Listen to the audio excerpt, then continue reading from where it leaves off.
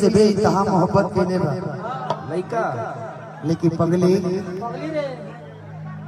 हमरे में कौन कमी बा कमी बा जब पहले कम कोई करिया लागत नहीं हम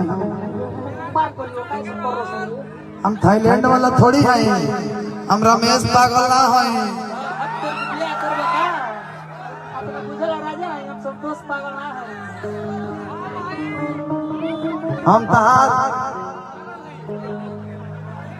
तू हबा ये तरह ना बाबू लड़का का सुन कि हम मदद के हो जान रहे जोहर खाए के पैसा दिया था जोहर खाए के पैसा दिया था हमारा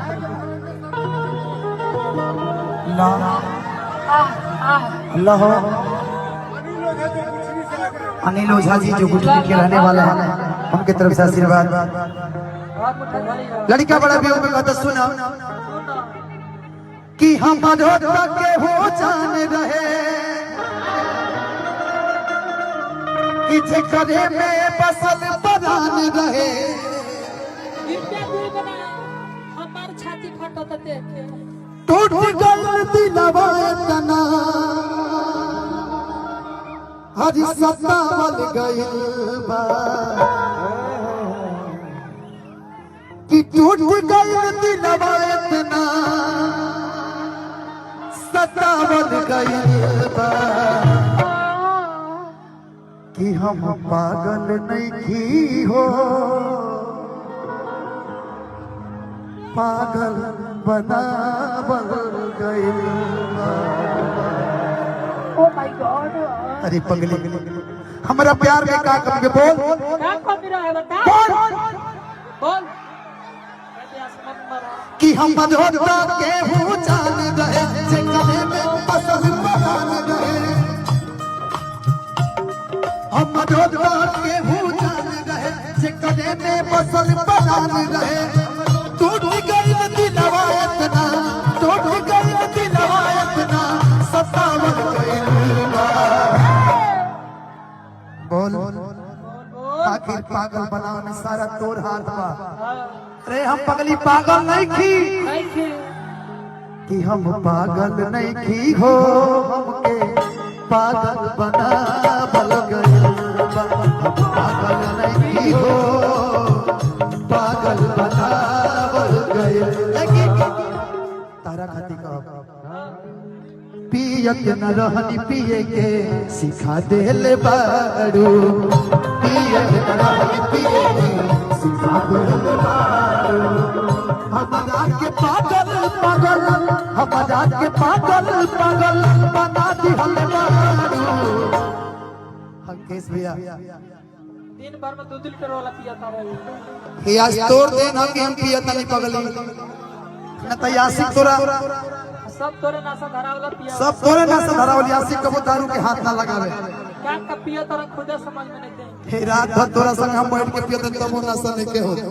कि पियत न रहनी पिए के सिखा देले बारू पिया की तरह पिया के सिखा दे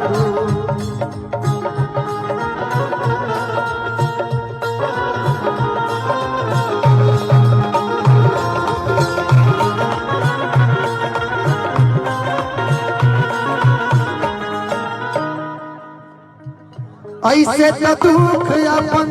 दोनों के कहिला दुनिया उजाड़ गई बसने से पहले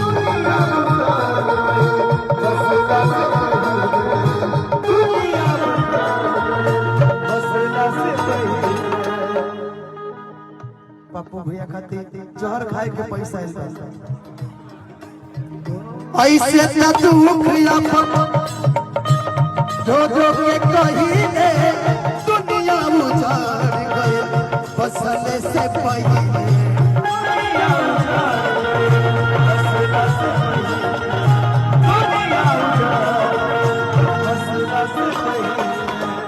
ऐसे तो दुख अपन रो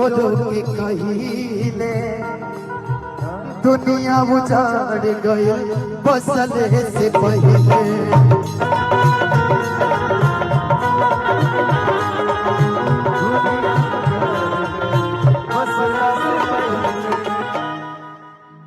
सपना अधूरा हमके ओ